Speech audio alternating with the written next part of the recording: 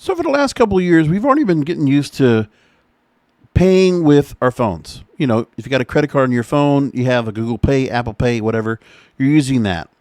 Well, we already know there's issues with currency when it comes to like making proper change or people having enough dollars in their cash register.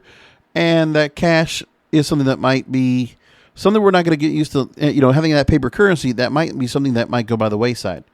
Well, there's a story that's starting to support that theory. And NPR put a story about it. The U.S. is considering a radical rethinking of the dollar for today's digital world. And this is from David Gura. And the U.S. is gingerly considering whether to adopt a digital version of its currency, one better suited for today's increasingly cashless world, which would be one of the dollar's most fundamental transformations. So here's what they would do. They would not only mint the coins and print paper bills, they would also issue digital cash, or a central bank digital currency that would be stored in apps or digital wallets on our smartphones. We could then use them to pay for things just like we do with Venmo or Apple Pay, and no actual physical money would change hands. It's a vision of a cashless future that other countries are already embracing. China already has done this. They've unveiled the digital yen on a trial basis. India has also unveiled they're going to be offering a digital rupee. I think of the movie Slumdog Millionaire, and the guy, when he was the host of the show, says, "Your chance to win 1,000,000 rupees." Remember that? That was a really good movie, by the way.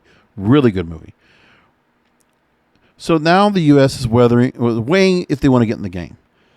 Now, last month, the Federal Reserve released a much-anticipated paper. This is in January, laying out the advantages and disadvantages of a digital currency. The Fed says it's a first step, meant to kickstart an important conversation among policymakers and to gather feedback from average people of the largest of the country's financial institutions. Now, in China, they allowed digital yen payments in the cities where the country is piloting its digital currency, allowing citizens to make payments via app or set up by the government. App set up by the government. Now, why purchase or pursue a digital currency, they ask. And here's what they learned from Chris Giancarlo, former chairman of the Commodities Futures Trading Administration, CFTC. Quote, "My mobile device tells his mobile device to inform a whole series of banks to confirm who I am, how much money is in my bank, that there's enough money to move from my bank to his bank. And each step of the way, there are transaction fees. With a digital dollar, you can, in theory, eliminate the middlemen, all the fees that are coming part of it. If you want to buy a sandwich, for instance, you could transfer money from a digital wallet directly to a cashier. Now, we already are used to Cash App, PayPal, and Venmo if you're doing things, that it's kind of just common right now. Bitcoin, you're kind of feeling that thing with digital wallets as well. But they're also saying now just having digital dollars in circulation could put pressure on credit card companies and payment processors to lower fees that can be competitive. And that's if enough people start using this federal-run version. Now, China uses providers like WeChat and Alipay to create this digital currency, and it's already said to be pretty popular and entrenched. The other argument for creating a digital dollar is to open up digital transactions to Americans who don't have bank accounts. There are 5% of U.S. households that are unbanked. And you know what? There are some people that do not want to go and pay the fee to be able to have that much money in the bank.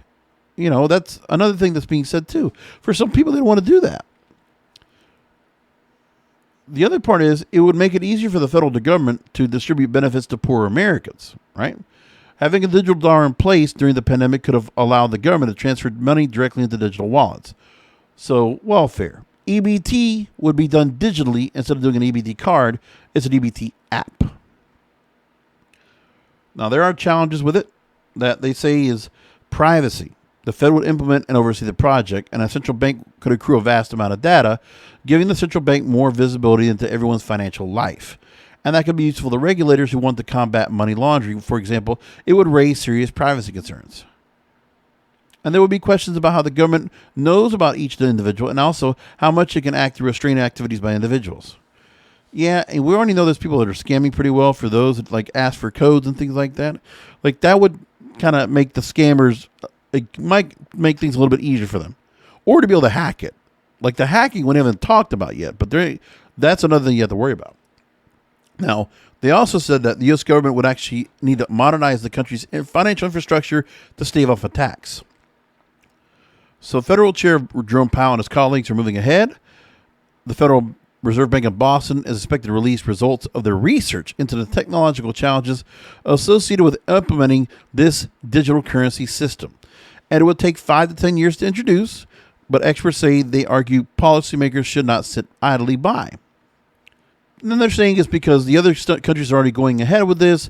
The U.S. needs to go and stay on top of things in terms of technology, stay in the market. But Federal Chair Jerome Powell actually said there was no hurry about this. A reporter asked the central banker if he was worried the U.S. was falling behind countries like China. He said this, quote, "I think it's more important to do this right than do it fast." So it's going to happen someday.